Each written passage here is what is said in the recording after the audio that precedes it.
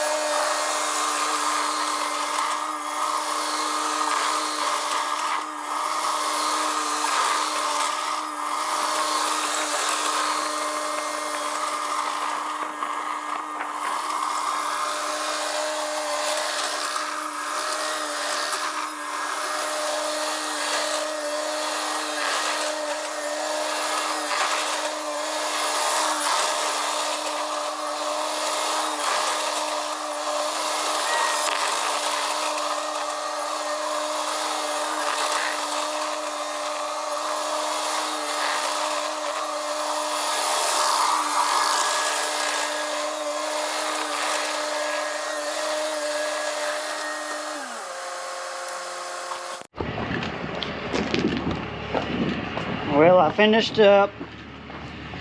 Come in here and packed it, drove back and forth and just kind of packed it down.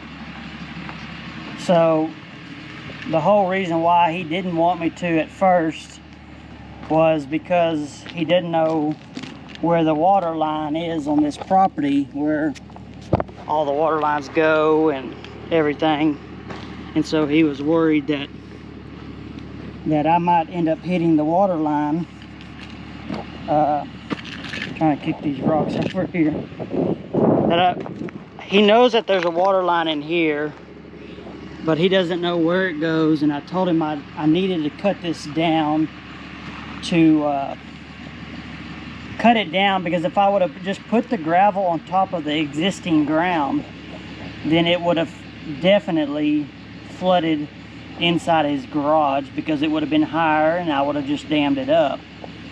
So I had to go in there and cut it down 2 to 3 inches, 4 inches some places, to put the material gravel in its place. Whoever built this shop for him, I don't understand why contractors build it level with the ground, the slab. If it was me, I would rather have my slab 2 foot high, 1 foot high off the ground, than level with the slab. Another little job I did that I didn't get to video was here in the back. He has trouble, all this drainage, he's got like a big terrace here made out of rocks, and this terrace just sheds the water this way.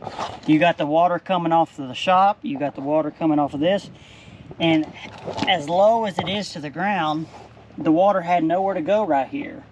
Can't go that way, can't go back that way, so it just puddled up here. He said it didn't get into his barn dominium where they live. I don't see how it didn't, because all of this flooded. You can see where the dirt was high up on here.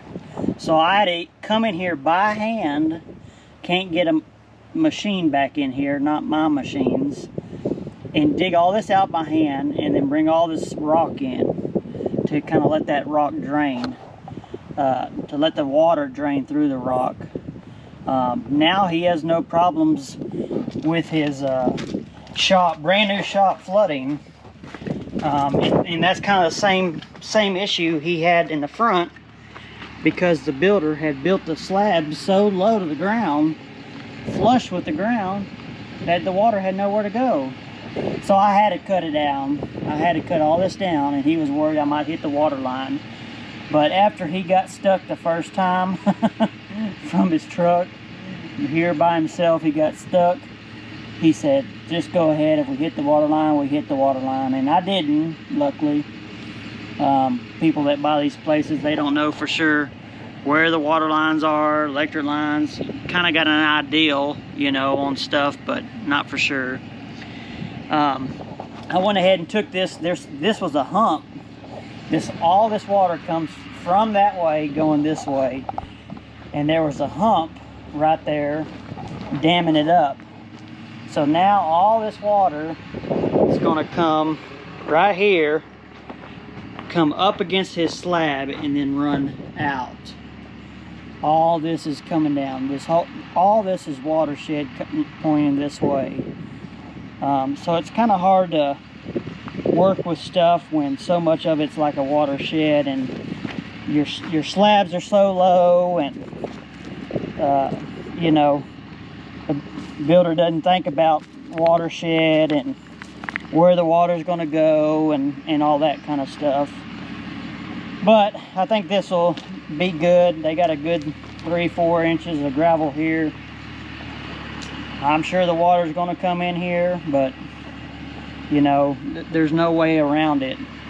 I asked him if he wanted me to cut this other side down to relieve that water back to where, you know, the kind of the trench I dug from the back side, to make that water go that way, because this water right here has nowhere to go but out that way. So he didn't want that, so I'm gonna try to get over here on the first rain and see how all this does and how it drains and everything. Make sure I don't have any low spots. Just appreciate y'all watching, and hopefully y'all, if any of y'all learned anything on this, or give me some comments or pointers, or there's always more than one way to do something. So this is kind of what I thought. I mean, you can come in here and put a French drain. That would have cost him a little bit more, and I don't know. Everybody always wants to do stuff cheap, which I don't blame them. But if this don't work, we'll have to go to plan B. But I appreciate y'all watching, and thank y'all for supporting the channel. God bless y'all. We'll see you on the next one.